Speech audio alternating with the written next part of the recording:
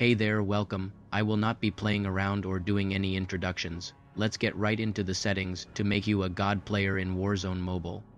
First, you want to click the settings icon in the top right corner, then click controls. We will be addressing these main settings first. Everyone's button layout is different, which is personal preference, so we will skip that for today.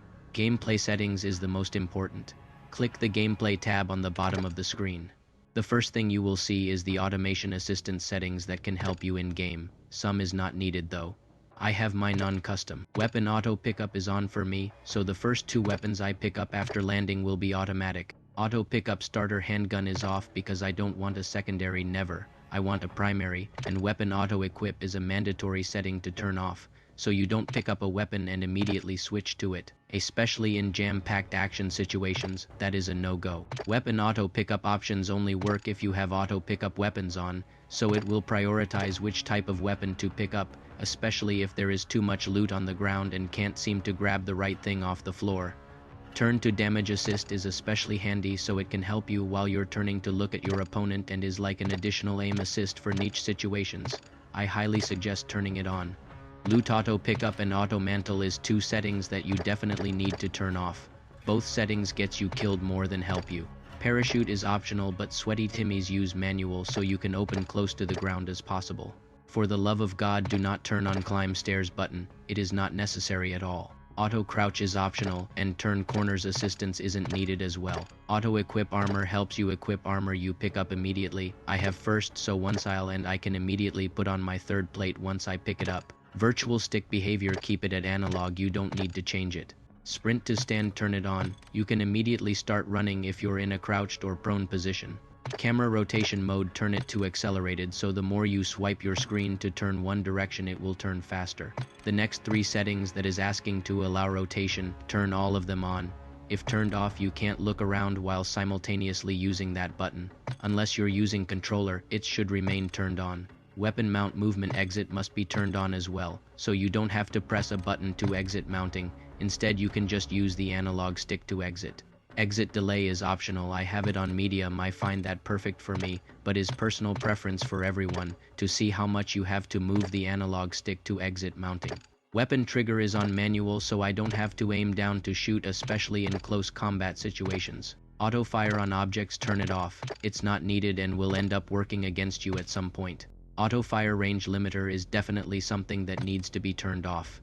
Even if the target is in range, doesn't matter if I don't have a shot. Single shot behavior I keep on tap. If turned on release, whatever you're shooting will not shoot until you let go of the firing button. Aim down sights while firing, turn it off, so you can fire your weapon from your hip in close combat. Snap button to finger, turn it off as well, so when you're shooting your aiming button doesn't hover where you're pressing. Aim down sight is optional depending on your playstyle. Focus keep on toggle and your auto melee, turn it off, it gets you killed. Sprinting door bash is absolutely mandatory to turn on so you can carry your momentum to the next room. Force reload keep on sprint only, so only sprinting interrupts reloading. Force equip armor, turn it off so you can shoot people just in case. Turn on equip all armor so you can consecutively equip armor after one button press.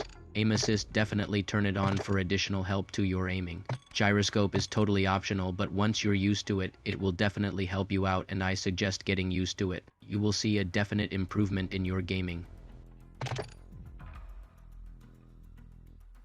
Outlines, I would just turn off the ones for your teammates and keep turned on outlines for the enemies. It will help you to visually see opponents. Now for the interface settings. Left fire display, keep it on. People usually use it when they play claw. Fire buttons, while auto firing is only applicable if auto firing is turned on. Show ammo in both multiplayer and battle royale, keep integrated so it saves up space on your screen and shows ammo in the same button as your weapon, then separately. Hit markers must be turned on because everyone wants to know if they hit their target. As for the size of the hit marker and transparency, it's totally optional and depends on the person. Auto sprint lock, keep on floating so you can lock into running from your analog stick. Change stance, I keep on merged so both my crouching and prone button are the same. As for the other three settings, keep turned off, it isn't mandatory to turn on. As for the two alert settings, I would keep it on just as a reminder so you don't forget to equip armor. And if you're obstructed from reloading, As for the sensitivity, all of this is personal preference. I'm still fine-tuning my sensitivity, so I can't say right now these are the best, but it's what I use at the moment. That's it for this video. Thank you for watching. Now you will be able to become a PvP god in Warzone. You will definitely see an improvement to your gameplay with these settings. Have a good one.